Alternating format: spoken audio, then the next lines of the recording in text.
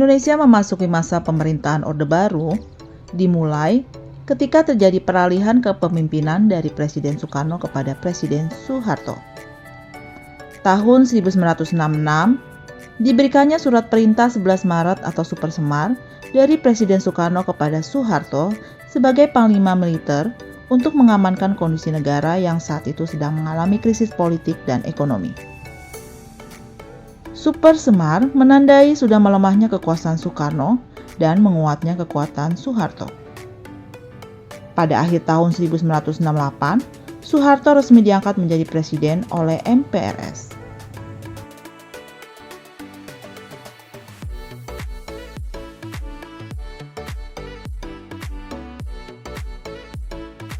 Mari kita bahas apa saja yang dilakukan oleh pemerintah Orde Baru.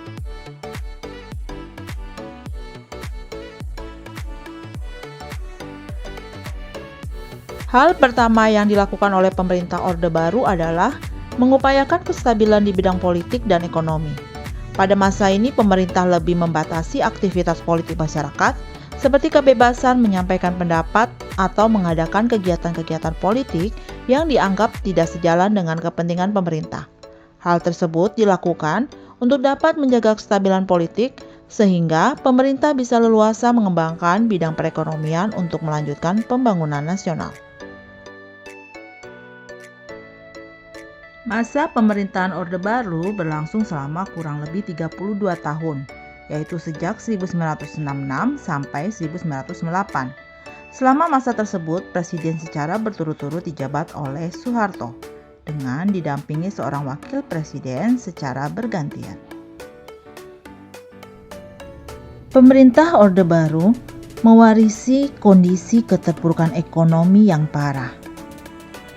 Dalam masyarakat terjadi inflasi, sehingga keadaan masyarakat cukup memprihatinkan. Daya beli masyarakat juga melemah, sementara kebutuhan pokok semakin langka di pasaran.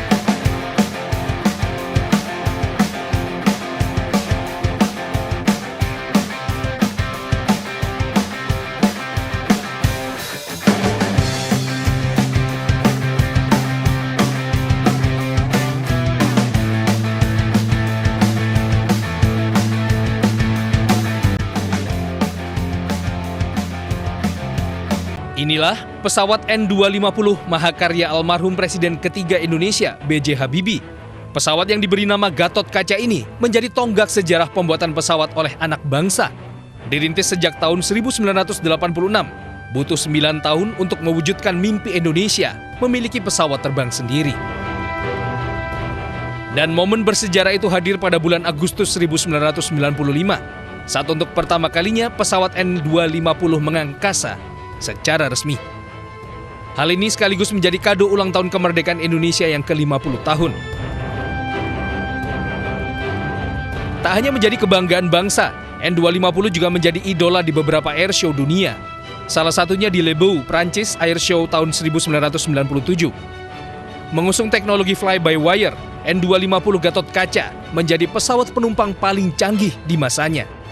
Sayangnya, badai krisis moneter di tahun 1998 membuat produksi N250 mandek. Gatot Kaca pun dirumahkan dan dilarang terbang. Dan sejak saat itu, proyek nasional pesawat N250 tersisihkan dan terabaikan. Tak ingin mati sia-sia termakan usia, bertepatan dengan 25 tahun usia N250 Gatot Kaca, pesawat saksi sejarah ini akhirnya dimuseumkan di Museum Dirgantara Mandala, Yogyakarta.